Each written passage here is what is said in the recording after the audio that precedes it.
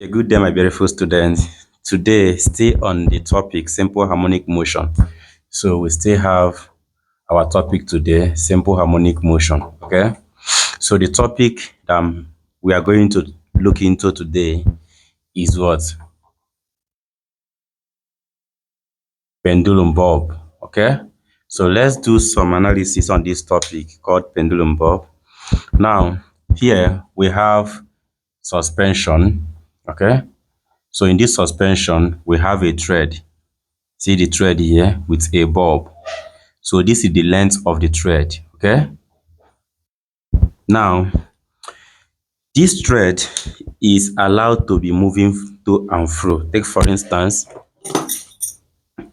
I'm using this as this. This is the thread.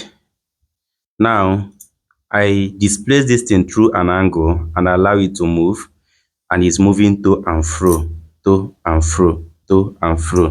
So we need to determine the period of this motion. Very, very important. What are we going to do?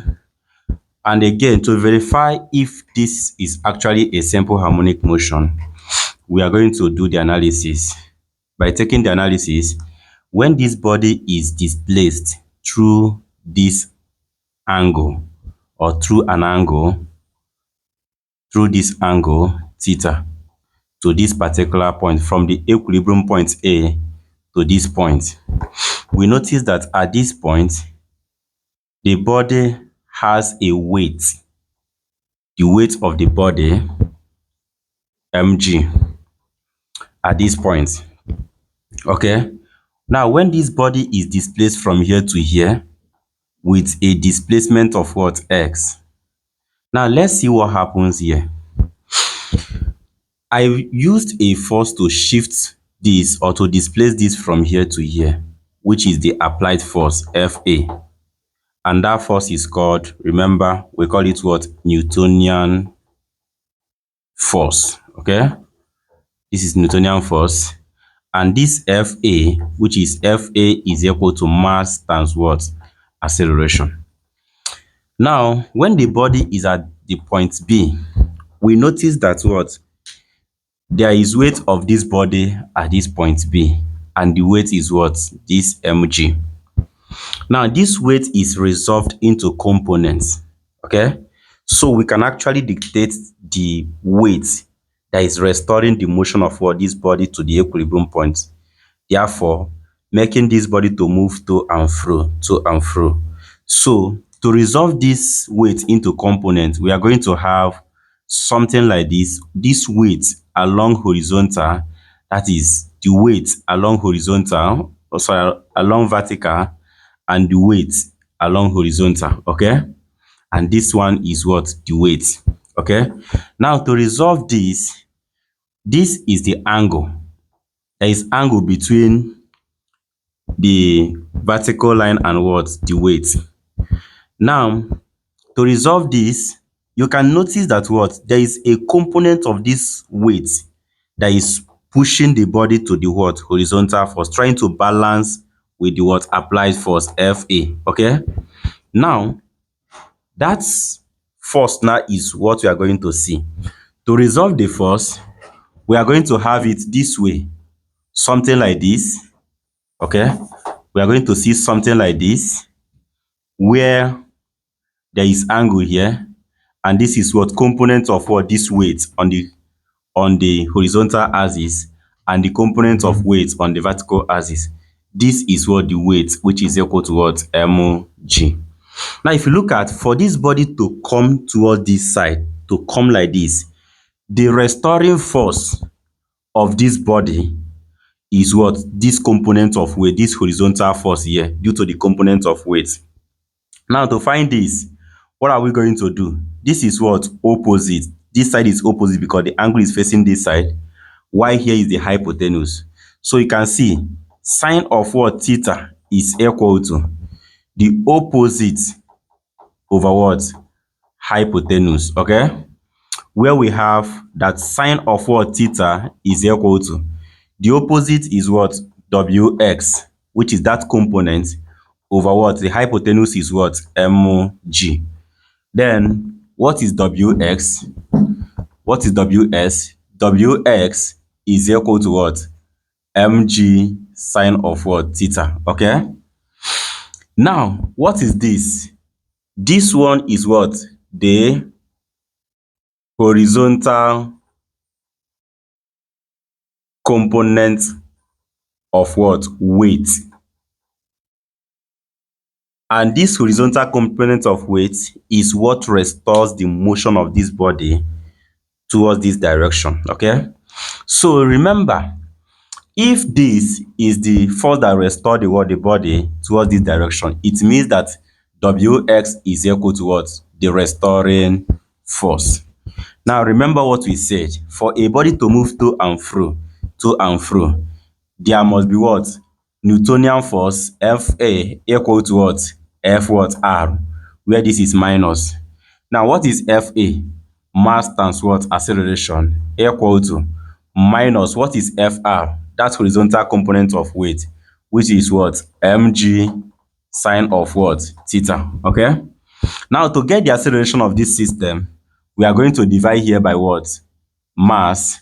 Divide here by what? Mass. This can cancel this. The acceleration is equal to, when this divide this, we are going to have minus g sine of what? Theta. Okay? This becomes the acceleration of what? This system.